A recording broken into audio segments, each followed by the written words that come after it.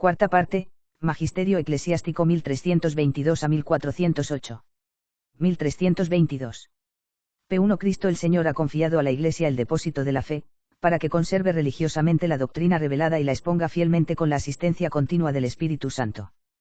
P2 Independientemente de cualquier poder civil, la Iglesia tiene el derecho y el deber de enseñar a todas las naciones la doctrina evangélica, todos están obligados por la ley divina a aprenderla y abrazar la verdadera Iglesia de Dios. 1323. P1 En la fe divina y católica deben creerse todas las verdades que están contenidas en la palabra de Dios, escritas o transmitidas por la tradición, y que son propuestas por la Iglesia, bien mediante un juicio solemne, bien mediante su ordinario y magisterio universal, para que sean admitidos como revelados divinamente. P2 Conviene pronunciar una sentencia solemne de este tipo al concilio ecuménico o al romano pontífice hablando ex cátedra. P3 Nada debe tomarse por declarado o definido dogmáticamente, sin una prueba clara. 1324. No basta con evitar la perversidad herética, también hay que huir diligentemente de los errores que más o menos se le acercan, por eso todos deben observar también las constituciones y los decretos por los que la Santa Sede proscribe y prohíbe las malas opiniones de este tipo. 1325. P1 Los fieles de Cristo están obligados a profesar su fe abiertamente en todas las circunstancias en las que su silencio, vacilación o actitud signifiquen una negación implícita de la fe, desprecio de la religión, un insulto a Dios o una ofensa contra él. P2 Cualquiera que, después de haber recibido el bautismo y conservando el nombre de cristiano, niega obstinadamente alguna de las verdades de la fe divina y católica que debe ser creída o en duda, es un hereje, si se desvía completamente de la fe cristiana, es apóstata, si, finalmente, se niega a someterse al sumo pontífice y permanecer en comunión con los miembros de la Iglesia que están sujetos a ella, es cismática. P3 Los católicos deben evitar participar en discusiones o controversias, especialmente públicas, con no católicos sin el permiso de la Santa Sede o, en caso de emergencia, del ordinario. 1326. Aunque individualmente o unidos en un concilio particular, no gozan de infalibilidad en su enseñanza, los obispos son también, bajo la autoridad del romano pontífice, los verdaderos maestros y los verdaderos maestros de los fieles confiados a su cuidado. Lacis 1322 a 1326. Título 20, La predicación del Verbo Divino, 1327 a 1351. 1327. P1 El cargo de predicar la fe católica ha sido confiado principalmente al romano pontífice para toda la Iglesia, a los obispos para sus respectivas diócesis. P2 En virtud de su oficio, los obispos están obligados a predicar el Evangelio por sí mismos a menos que exista un impedimento legítimo para ello, y además deben ser asistidos en el cumplimiento de este encargo de salvación que es la predicación, por los párrocos y otras personas capaces. 1328 A nadie se le permite ejercer el ministerio de la predicación si no ha recibido una misión de su superior legítimo al otorgarle la facultad especial, o si no se le ha confiado un oficio al que, según las disposiciones de las sagradas reglas, se le haya encomendado anexo el cargo de predicación. Lacis 1327 a 1328. Cap 1 El Catecismo, 1329 a 1336. 1329.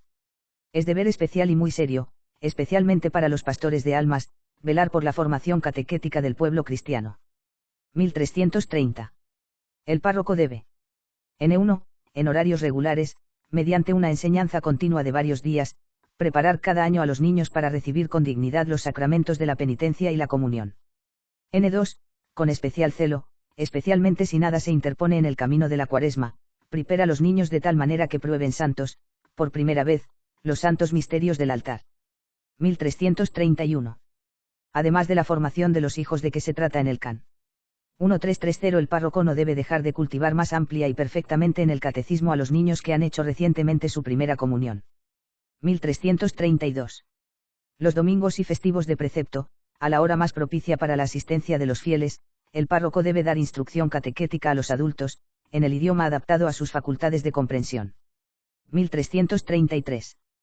P1 Para la instrucción religiosa de los niños, el párroco puede, y si está legítimamente impedido, llamar en su ayuda a los clérigos que residen en la parroquia, pero también, si es necesario, a los laicos piadosos, especialmente a los que son afiliada a la piadosa Asociación de Doctrina Cristiana, o cualquier otra similar erigida en la parroquia.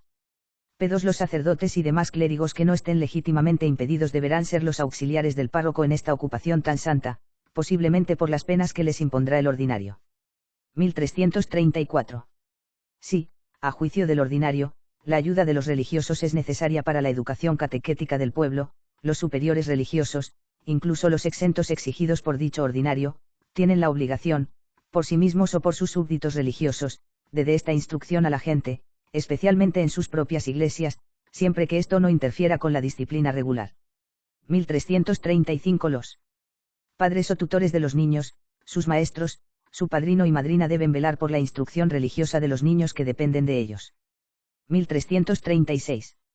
Corresponde al ordinario local decretar para su diócesis todo lo que concierne a la instrucción del pueblo en la doctrina cristiana, ya esto todos los religiosos, incluso los exentos, deben estar de pie si tienen que enseñar fuera de la exención. Lacis 1329 a 1336. Cap 2 Los discursos sagrados, 1337 a 1348. 1337. Solo el ordinario del lugar concede la facultad de predicar para su territorio, ya sea a clérigos del clero secular, bien a religiosos no exentos. 1338. P1 Si la predicación debe hacerse únicamente para eximir a los religiosos y a los previstos en el can. 514 P1, la facultad de predicar en una religión clerical la da el superior, según las constituciones, en este caso, podrá concederlo incluso a miembros del clero secular o de otra religión, siempre que estos hayan sido estimados oportunos por su ordinario o su superior. P2 Si la predicación debe hacerse a otros, o incluso a monjas sujetas a regulares, es el ordinario del lugar donde se va a hacer la predicación quien otorga la facultad de predicar incluso para eximir a los religiosos, pero el predicador que tiene que hablar con las monjas exentas también necesita el permiso de su superior regular. P3 La facultad de predicar a los miembros de una religión laica, incluso exenta, es otorgada por el ordinario del lugar, pero el predicador no puede usar su facultad sin el consentimiento del superior religioso. 1339. P1 Los ordinarios locales no deben negar la facultad de predicar, sin motivo grave, a los religiosos que la hayan obtenido de su propio superior, ni tampoco deben retirar el permiso otorgado, especialmente si es a todos los sacerdotes de una casa religiosa al mismo tiempo, salvo las prescripciones del can. 1340. P2 Los predicadores religiosos, para utilizar lícitamente la facultad recibida, deben contar también con la autorización de su superior. 1340. P1 Su conciencia gravemente comprometida, el ordinario del lugar o el superior religioso no debe conceder a nadie la facultad o la licencia para predicar, antes del examen previsto en el can. 877 P1 ha establecido que el candidato tiene buen carácter moral y posee suficiente doctrina.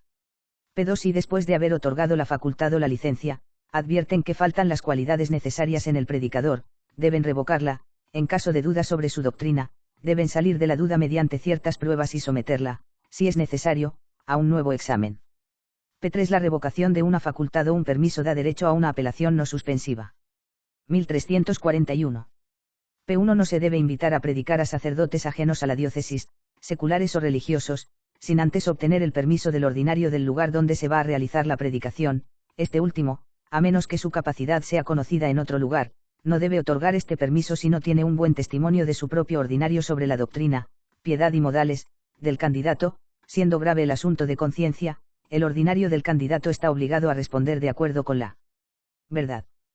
P2 Se requiere que el párroco solicite este permiso dentro del límite de tiempo, si es una iglesia parroquial o una iglesia bajo su dependencia, el rector de la iglesia, si es una iglesia independiente de la autoridad del párroco, el primer rango, con el consentimiento del capítulo, si es una iglesia capitular, el superior o capellán de la hermandad, si se trata de una iglesia específica de esta hermandad.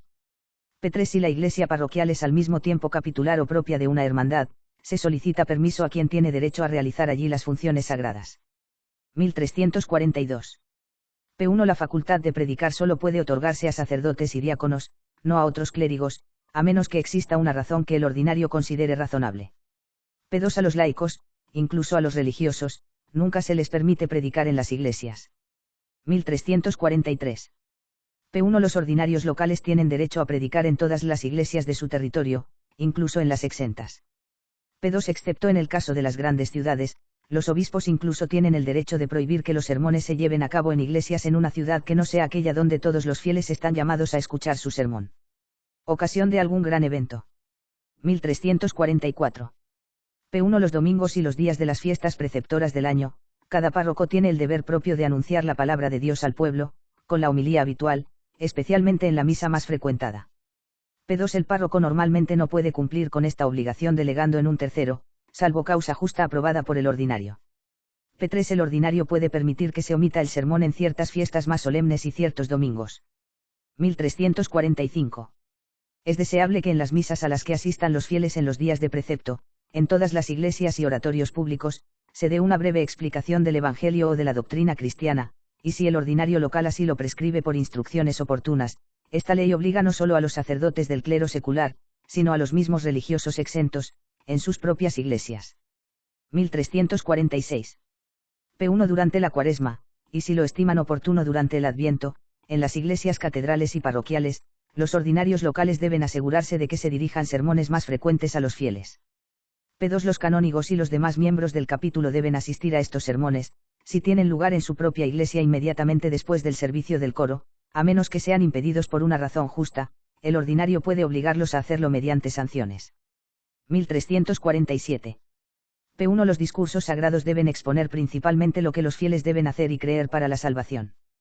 P2 Los heraldos del verbo divino deben abstenerse de argumentos seculares o abstractos que vayan más allá del entendimiento común de los oyentes y abstenerse de ejercer el ministerio evangélico utilizando expresiones que extraigan su influencia persuasiva de la sabiduría humana o el encanto de un vano y elocuencia ambiciosa. No deben predicarse a sí mismos, sino predicar al Cristo crucificado. P3 Si, Dios no lo quiera, el predicador esparce errores y provoca escándalos, es necesario aplicar el can. 2317, si son herejías, debemos proceder contra ellas, de acuerdo con la ley. 1348. Los fieles que asisten con frecuencia a la predicación sagrada deben ser diligentemente aconsejados y exhortados. Lacis 1337 a 1348. Cap 3 Las misiones sagradas, 1349 a 1351. 1349. P1 Los ordinarios deben velar porque los párrocos, al menos cada 2 años, aseguren la sagrada misión al rebaño confiado a su cuidado. P2 El párroco, incluso religioso, en la organización de estas misiones debe adherirse a las órdenes del ordinario local. 1350. P1 Los ordinarios locales y los párrocos deben considerar a los no católicos que viven en sus diócesis y parroquias recomendadas por el Señor. P2 En otros territorios, toda la atención a las misiones a los no católicos está reservada únicamente a la sede apostólica. 1351. Nadie puede ser obligado a pesar de sí mismo a abrazar la fe católica. Lacis 1349 a 1351. Título 21, Seminarios, 1352 a 1371. 1352. Pertenece a la Iglesia el derecho propio y exclusivo de formar a quienes deseen dedicarse a los ministerios eclesiásticos. 1353 Los sacerdotes y especialmente los párrocos deben trabajar con los niños que manifiestan signos de vocación eclesiástica, para alimentar en ellos este germen de vocación, prestando especial atención a las influencias mundanas, formándolos en la piedad e iniciándolos en los primeros estudios literarios. 1354. P1 Cada diócesis, en un lugar adecuado elegido por el obispo, debe tener su seminario o colegio donde, según los recursos y el tamaño de la diócesis, se forme un cierto número de jóvenes al estado clerical. P2 Se debe tener cuidado, especialmente en las diócesis más grandes, de establecer 2 seminarios, a saber, uno más pequeño para introducir a los niños en las ciencias literarias y uno más grande para estudiantes aplicados a la filosofía y la teología. P3 Si no es posible crear un seminario diocesano, o si en el seminario establecido no es posible dar la formación adecuada, especialmente en las disciplinas filosóficas y teológicas, el obispo puede enviar a los estudiantes a un seminario extranjero. A menos que la autoridad apostólica haya establecido un seminario interdiocesano o regional. 1355. Si faltan ingresos específicos para establecer el seminario y asegurar la subsistencia de los estudiantes, el obispo puede. N1. Ordenar a los sacerdotes y demás rectores de iglesias, incluso a los exentos, que realicen colectas en sus iglesias en los días señalados. N2. Prescribir el pago de tributo o impuesto en su diócesis. N3. Si estos medios no son suficientes, atribuye algunos beneficios simples al seminario. 1356. P1 Están sujetos a tributo para el seminario, rechazando cualquier recurso, condenando cualquier costumbre contraria, abrogando cualquier privilegio contrario, la mense episcopal, todos los beneficios, incluso los regulares o sujetos al derecho de patrocinio, parroquias o cuasiparroquias, aunque no tengan más ingresos que las oblaciones de los fieles, casas hospitalarias erigidas por la autoridad eclesiástica, las hermandades canónicamente establecidas, fábricas de iglesias si tienen sus propios ingresos, cada casa religiosa, incluso exenta, salvo que viva solo de limosna y albergue un colegio de maestros o estudiantes destinado a promover el bien de la Iglesia. P2. Este tributo debe ser general y de igual proporción para todos, más o menos alto según la necesidad del seminario, pero no exceder cada año el 5% de la renta greíbal, y reducirse a medida que la renta del aumento del seminario. P3. La renta sujeta a tributo es la que subsiste cada año, previa deducción de los cargos y gastos necesarios, las distribuciones diarias, o un tercio de su monto, no deben incluirse en este ingreso si todas las ganancias provenientes de las ganancias están representadas por las distribuciones, ni las oblaciones de los fieles, o al menos un tercio de estos, si todas las rentas de la parroquia están representadas por las oblaciones. 1357. P1 y la partienta LEB que de decider tautce qui concerne L administration, le government ou le perfectionnement du seminaire diocesain, et de veille ace que ses decisions soient fidelement observees, su reserve de prescripción semanant du siege apostolique dans les casos particulares.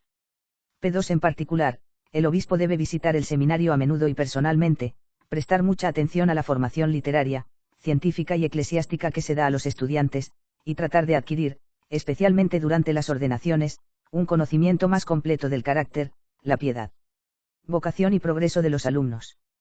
P3 Cada seminario debe tener sus propias leyes aprobadas por los obispos que enseñen qué hacer y observar a los que se crían en el seminario para la esperanza de la Iglesia y a los que ayudan en su formación. P4 El gobierno y la administración del seminario interdiocesano o regional se rigen íntegramente por las normas establecidas por la Santa Sede. 1358. Se debe cuidar que en cada seminario haya un rector de disciplina, maestros de docencia, un ecónomo de administración, diferente del rector, al menos 2 confesores ordinarios y un director espiritual. 1359. P1 Los seminarios diocesanos deben contar con 2 consejos de delegados, uno para la disciplina y otro para la administración de los bienes temporales. P2 2 sacerdotes elegidos por el obispo después de consultar al capítulo, constituyen los 2 consejos de delegados, quedan excluidos el vicario general, los familiares del obispo, el rector del seminario, el tesorero y los confesores ordinarios. P3 El cargo de delegado tiene una duración de 6 años y los representantes electos no pueden ser destituidos sin causa grave, pueden ser reelegidos. P4 El obispo debe buscar el consejo de los delegados en asuntos de mayor importancia. 1360. P1 confirmado en el Can.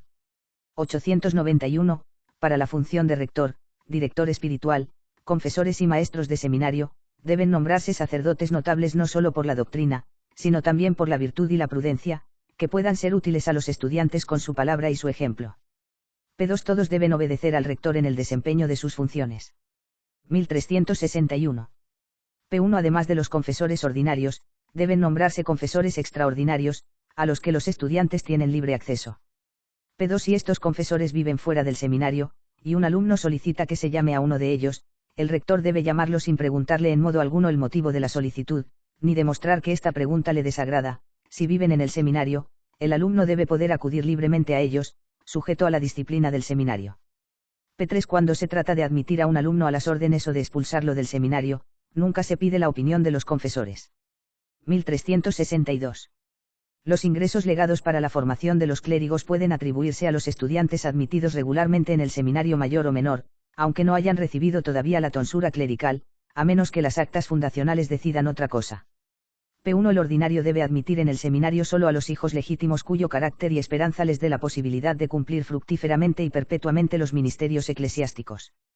P2 Antes de ser recibidos, deben presentar prueba de legitimidad, bautismo, confirmación, buena vida y moral.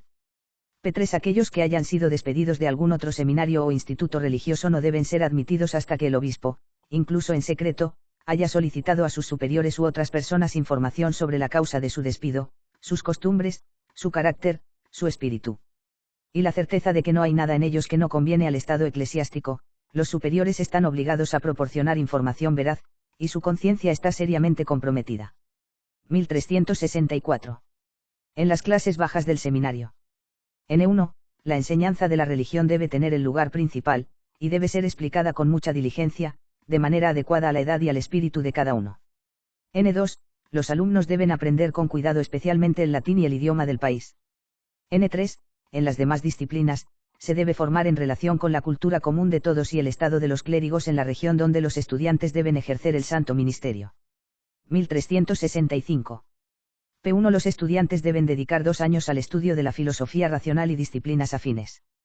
P2. El curso de teología debe estar cerrado durante al menos 4 años, y además de teología dogmática y moral, debe incluir especialmente el estudio de la Sagrada Escritura, la historia eclesiástica, el derecho canónico, la liturgia, la sagrada elocuencia y el canto eclesiástico. P3. También debe haber lecciones de teología pastoral, ejercicios preparatorios para el catecismo, confesiones, visita a los enfermos, asistencia a los moribundos. 1366. P1. Para el encargado de enseñar las disciplinas filosóficas, teológicas y jurídicas, conviene preferir, en igualdad de condiciones, a juicio del obispo y de los delegados al seminario, los que hayan obtenido el doctorado en una universidad o una facultad reconocida por la Santa Sede o, en el caso de los religiosos, sujetos que cuenten con un testimonio equivalente de sus superiores mayores. P2. Los docentes deben ordenar los estudios de filosofía y teología racional, así como la formación de los estudiantes en estas disciplinas, según el método del Dr. Angelic, y adherirse religiosamente a su doctrina y sus principios. P3. También debemos asegurarnos de que haya maestros separados, al menos para la enseñanza de la Sagrada Escritura, la teología dogmática, la teología moral y la historia eclesiástica. 1367. Los obispos deben cuidar que los estudiantes del seminario N1, recen juntos las oraciones matutinas y vespertinas todos los días, dediquen algún tiempo a la oración mental y asistan al sacrificio de la misa. N2, recibir el sacramento de la penitencia una vez a la semana y consolarnos a menudo, lo que es natural, con el pan eucarístico. N3, asistir a misas solemnes y vísperas los domingos y festivos, servir en el altar, realizar ceremonias sagradas, especialmente en la iglesia catedral, si es posible, a juicio del obispo, sin perjuicio de la disciplina y los estudios. N4, cada año dedica unos días continuos a los ejercicios espirituales. N5, asistir a la instrucción en asuntos espirituales al menos una vez a la semana, que finaliza con una piadosa exhortación. 1368. El seminario está exento de jurisdicción parroquial, para todos los que se encuentren en el seminario, el cargo de párroco, salvo los asuntos matrimoniales y lo dispuesto en el can. 891, corresponde al rector del seminario o su delegado, a menos que la sede apostólica decida lo contrario para ciertos seminarios. 1369. P1. El rector del seminario y todos los demás líderes bajo su autoridad deben asegurarse de que los estudiantes observen estrictamente los reglamentos aprobados por el obispo y el colegio de estudios, y que estén imbuidos de espíritu eclesiástico. P2. Deben enseñarles las leyes de la verdadera cortesía cristiana y, con su ejemplo, animarlos a aplicar estas leyes, exhortarlos además a observar los preceptos de la higiene, la limpieza del cuerpo y de la ropa, y a practicar en la vida cotidiana una cierta afabilidad mezclada con modestia y seriedad. P3. Que se encarguen de que los profesores descarguen exactamente su carga. 1370. Cuando los estudiantes viven lejos del seminario, por cualquier motivo, las prescripciones del can. 972, Palm. 2. 1371. Los alumnos incorregibles, sediciosos, que no parezcan tener los modales ni el carácter natural adecuados para el estado eclesiástico, deben ser expulsados del seminario. También lo son los que progresan tan poco en sus estudios que no hay esperanza de que adquieran la ciencia necesaria, especialmente, finalmente, y sin demora, a los que han pecado contra la moral o la fe. Lacis 1352 a 1371. Título 22, Escuelas, 1372 a 1383. 1372. P1. Todos los fieles deben ser educados desde su infancia de tal manera que no solo se les entregue nada que sea contrario a la religión católica y a la honradez de la moral, sino que su formación moral y religiosa ocupe la principal lugar. P2. El derecho y el deber gravísimo de velar por la educación cristiana de sus hijos no recae solo en los padres, según el can. 1113, sino a todos los que están en su lugar. 1373. P1. En cada clase de primaria, la formación religiosa debe impartirse a los niños de acuerdo con su edad. P2. Los jóvenes que asisten a las escuelas medias y superiores deben ser aplicados a una enseñanza más profunda de la religión, y los ordinarios locales deben cuidar que sea proporcionada por sacerdotes notables por su celo y su doctrina. 1374. Los niños católicos no deben asistir a escuelas acatólicas, neutrales o mixtas, es decir, abiertas también a los acatólicos. El ordinario del lugar es el único que puede determinar, según las instrucciones de la sede apostólica, en qué circunstancias y con qué precauciones, para evitar un peligro de perversión, se puede tolerar la asistencia a tales escuelas. 1375. La Iglesia tiene derecho a tener escuelas en todas las disciplinas, no solo primaria, sino intermedia y superior. 1376. P1 La constitución canónica de las universidades o facultades de estudios católicas está reservada a la sede apostólica. P2 Las universidades o facultades católicas, aunque sean de la competencia de familias religiosas, deben contar con estatutos aprobados por la sede apostólica. 1377. Sin la facultad concedida por la sede apostólica, nadie puede conferir grados académicos que tengan efectos canónicos en la Iglesia. 1378. Los médicos legítimamente creados tienen derecho a llevar el anillo, fuera de las funciones sagradas, y el bar del médico, sin perjuicio de lo que dispongan los cánones, determinando que en la colación de determinados oficios y beneficios eclesiásticos, en igualdad de circunstancias, a juicio del de ordinario, se deben preferir los médicos o los graduados. 1379. P1 Si las escuelas católicas según el can. Faltan 1373, ya sean elementales o medios, corresponde sobre todo a los ordinarios locales fundarlos. P2 Asimismo, si las universidades públicas no están imbuidas de la doctrina y el espíritu católicos, es deseable que en la nación o en la región se funda una universidad católica. P3 Los fieles no dejarán de contribuir, según sus posibilidades, con su ayuda a la fundación y al sostenimiento de las escuelas católicas. 1380. Es deseable que los ordinarios de los lugares envíen, según la prudencia, clérigos notables por su piedad e inteligencia, para seguir los cursos de una universidad o facultad dirigida o aprobada por la Iglesia, de tal manera que allí puedan estudiar en profundidad principalmente filosofía, teología y derecho canónico y obtener títulos académicos. 1381. P1 La formación religiosa de los jóvenes en todas las escuelas está sujeta a la autoridad y al control de la Iglesia. P2 Corresponde a los ordinarios locales el derecho y el deber de asegurar que en las escuelas de su territorio no se haga ni se enseñe nada contra la fe o las buenas costumbres. P3 Asimismo, el derecho a aprobar maestros y libros de religión pertenece al mismo, pero también para exigir que, por razones de religión o moral, se excluya tanto a los profesores como a los libros. 1382. La gente común de los lugares también puede visitar, por sí o por otros, escuelas, oratorios, recreaciones, mecenazgos, etc. en todo lo que toca a la formación religiosa y moral, y ninguna escuela de religiosos está exenta de esta visita, excepto si es una escuela interna para miembros profesos de religiones exentas. 1383. En la formación religiosa de los alumnos de cualquier colegio, debemos observar lo prescrito en el can. 891. Título 23, Censura previa de libros y su prohibición, 1384 a 1405. 1384. P1 La Iglesia tiene derecho a exigir a sus fieles que no publiquen libros antes de haberlos sometido a su examen preliminar, y a proscribir por una justa razón las obras ya publicadas. P2 Las prescripciones contenidas en este título no se aplican solo a libros, sino a periódicos, publicaciones periódicas y cualquier otro material impreso, a menos que se especifique lo contrario. Lacis 1384. Cap1 La censura previa de libros, 1385 a 1394. 1385. P1 no puede ser editado, incluso por laicos, sin haber pasado previamente por la censura eclesiástica. N1, los libros de la Sagrada Escritura o sus anotaciones y comentarios. N2, libros que se refieren a las escrituras divinas, la Santa Teología, la historia eclesiástica, el derecho canónico, la teología natural, la moral y otras disciplinas de este tipo, religiosas y morales, libros y folletos sobre oraciones, devoción, doctrina o formación religiosa, moral, ascética, mística u otras obras del mismo tipo, aunque parezcan favorecer la piedad, y más generalmente todos los escritos cuyo tema toca la religión o la honestidad de la moral. N3, imágenes sagradas destinadas a ser impresas de todos modos, incluyan o no oraciones adjuntas. P2 El permiso para editar los libros e imágenes mencionados en el párrafo 1 puede ser otorgado por el ordinario del propio autor, por el ordinario del lugar en el que se publican los libros y las imágenes, o por el ordinario del lugar en el que se imprimen. Por lo que, sin embargo, si uno de los ordinarios ha denegado el permiso, el autor no puede solicitarlo a otro ordinario sin haberle informado previamente de la negativa que ha encontrado. P3 Los religiosos también deben obtener el permiso de su superior mayor. 1386. P1 Se prohíbe a los clérigos seculares sin el consentimiento de sus ordinarios, a los religiosos sin el permiso de su superior mayor y del ordinario local, publicar también libros que traten de asuntos seculares, así como escribir o dirigir revistas, hojas o folletos. P2 A menos que sea por un motivo justo y razonable aprobado por el ordinario local, los laicos católicos no deben escribir en periódicos, hojas o folletos periódicos que estén acostumbrados a atacar la religión o la moral.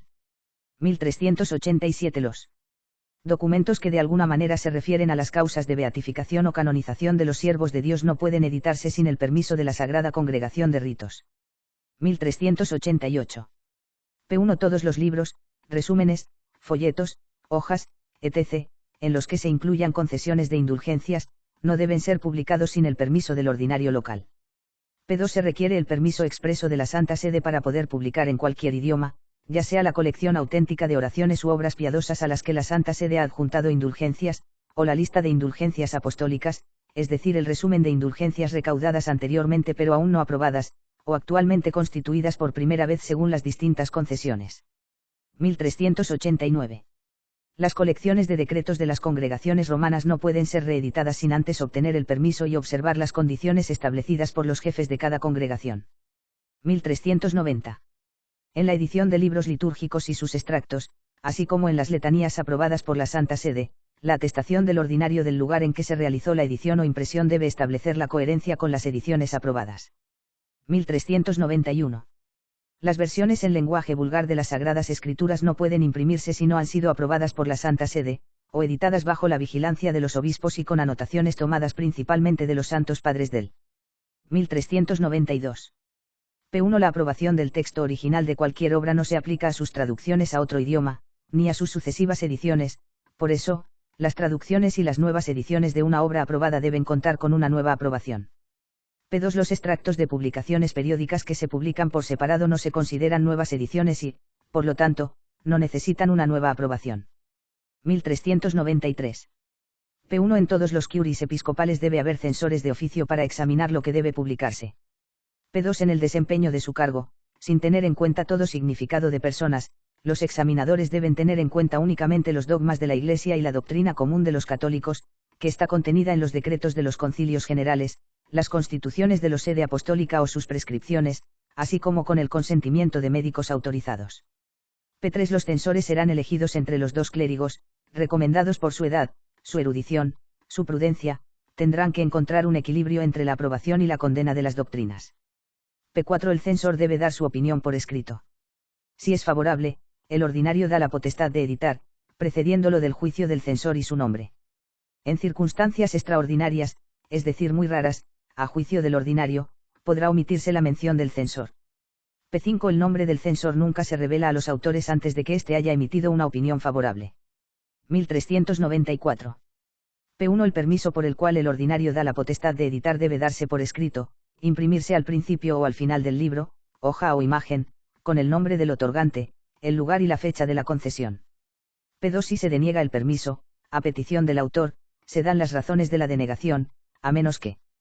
Lacis 1385 a 1394. Cap 2. La prohibición de los libros, 1395 a 1405.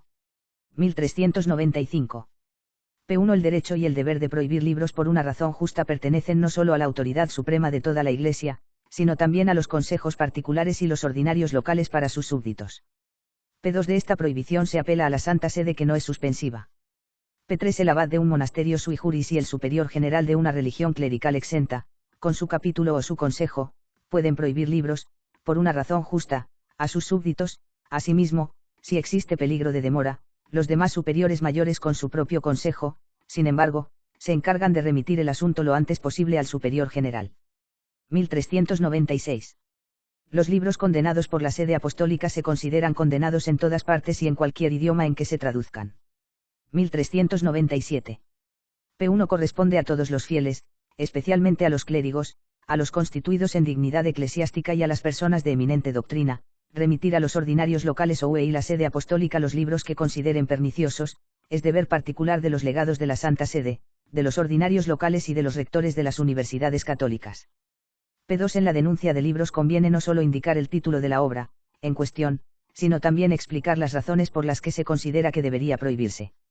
P3. Aquellos a quienes se hace la denuncia deben mantener religiosamente en secreto los nombres de los denunciantes. P4. Los ordinarios de los lugares, por sí mismos, o si es necesario, por sacerdotes idóneos, deben supervisar los libros que se publiquen o vendan en su territorio. P5. Los ordinarios deben referirse al juicio de la sede apostólica aquellos libros que requieran un examen más sutil o sobre los cuales parezca necesario obtener una sentencia de la autoridad suprema para producir un efecto saludable. 1398. P1. La prohibición de libros tiene como consecuencia que el libro, sin un permiso regular, no puede ser editado, leído, almacenado, traducido o comunicado de ninguna forma. P2. El libro prohibido de cualquier forma solo podrá ser reeditado, si se han hecho correcciones, la persona que lo prohibió, su superior o su sucesor ha dado permiso para reeditarlo.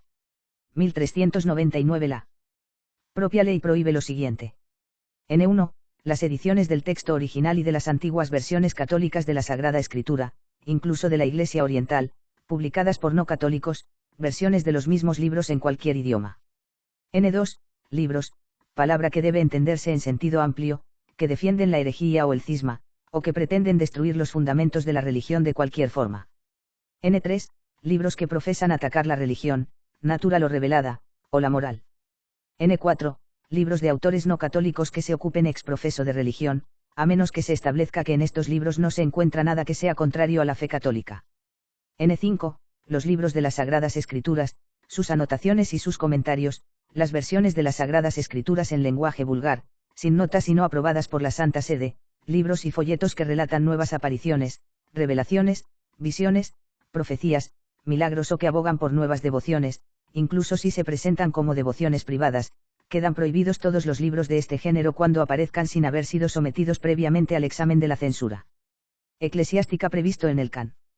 1385 P1. N6. Libros que atacan o se burlan de alguien de los dogmas católicos, que defienden los errores condenados por la Santa Sede, que distraen del culto divino, que se esfuerzan por destruir la disciplina eclesiástica, o que profesan insultar a la jerarquía católica, al estado clerical o religioso. N7. Libros que enseñan o recomiendan superstición, hechizos, adivinación, magia, evocación de espíritus y otras prácticas similares. N8. Libros que afirman que se permiten los duelos, el suicidio o el divorcio, que tratan con sectas masónicas y sociedades similares, argumentan que son útiles y que no son perjudiciales para la Iglesia y la sociedad civil. N9. Libros que tratan, cuentan o enseñan cosas obscenas o lujuriosas. N10. Ediciones de libros litúrgicos aprobados por la Santa Sede, en los que se han realizado modificaciones, de modo que los libros ya no se corresponden con las ediciones auténticas adoptadas por la Santa Sede. N11. Material impreso que revele indulgencias apócrifas, revocado o prohibido por la Santa Sede. N12. Imágenes impresas de todo tipo, que representan a nuestro Señor, la Santísima Virgen, los ángeles, los santos y otros siervos de Dios, que no estarían en armonía con el sentimiento y los decretos de la Iglesia. 1400. Los estudiantes de ciencias teológicas o bíblicas pueden utilizar ediciones de textos bíblicos y sus versiones prohibidas por el Can. 1391, Lata. 1399 N1, siempre que estas ediciones sean fieles y que sus prolegómenos o sus anotaciones no contengan ataques contra el dogma católico. 1401 Los cardenales, incluso los obispos titulares y otros ordinarios no están sujetos a decisiones tomadas en el campo de la censura de libros, siempre que tomen las precauciones necesarias. 1402. P1. Con respecto a los libros prohibidos por aplicación de la ley o por decreto de la Sede Apostólica, los ordinarios solo pueden otorgar permiso para leerlos a sus súbditos para libros particulares y en casos urgentes. P2. Si han obtenido de la Sede Apostólica la facultad de permitir que sus súbditos retengan y lean libros prohibidos, solo pueden concederlo con discernimiento y por una razón justa y razonable. 1403. P1. Quienes han obtenido la facultad apostólica de leer y guardar libros prohibidos no pueden leer y llevar libros condenados por sus ordinarios, a menos que en el indulto apostólico se les haya otorgado la facultad de leer y poseer libros condenados por cualquier autoridad. P2. Además, están sujetos al grave precepto de llevar libros prohibidos de tal manera que no lleguen a las manos de otros. 1404. Los vendedores de libros no deben vender, prestar o mantener libros que traten ex profeso con temas obscenos, ni deben poner a la venta los demás libros prohibidos sin haber obtenido el permiso regular de la Santa Sede, ni venderlos a nadie, sin que puedan juzgar con prudencia que la Santa Sede los puede solicitar regularmente. Comprador. 1405. P1. Sin embargo, quien obtiene el permiso nunca está exento de la prohibición del derecho natural de leer libros que en sí mismos ofrezcan un peligro espiritual inminente.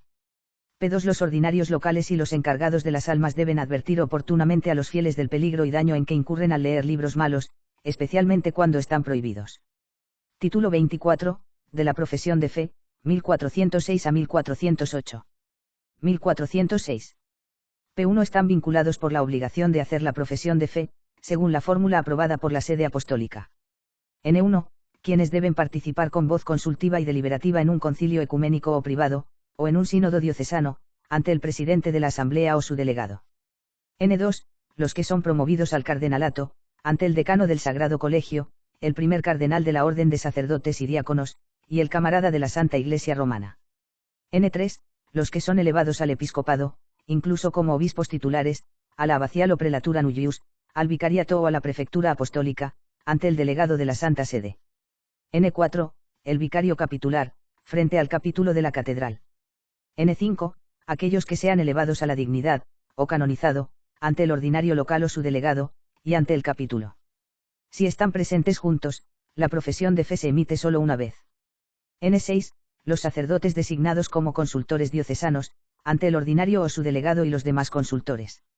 N7, el vicario general, los sacerdotes, los beneficiarios encargados de las almas, el superior, profesores de teología, derecho canónico y filosofía al comienzo de cada año, o al menos cuando asuman sus funciones, candidatos al subdiaconado, censores de libros, confesores, predicadores antes de recibir sus poderes, ante el ordinario o su delegado. N8, rectores universitarios y de facultad ante el ordinario local o su delegado, todos los profesores de cada universidad o facultad ante el rector o su delegado, al inicio de cada año, o al menos cuando asuman sus funciones, así como los solicitantes de títulos académicos después de su éxito en el examen, pero antes de la graduación. N9, superiores, incluso de casas locales, en religiones clericales y sociedades clericales sin votos, ante el capítulo o el superior que los nombra. P2 La profesión de fe debe renovarse ante cualquier cambio de cargo, beneficio o dignidad, incluso si el nuevo cargo es del mismo tipo. 1407. No satisface la obligación de hacer profesión de fe quien quiera. 1408. Se condena cualquier costumbre contraria a los cánones de este título.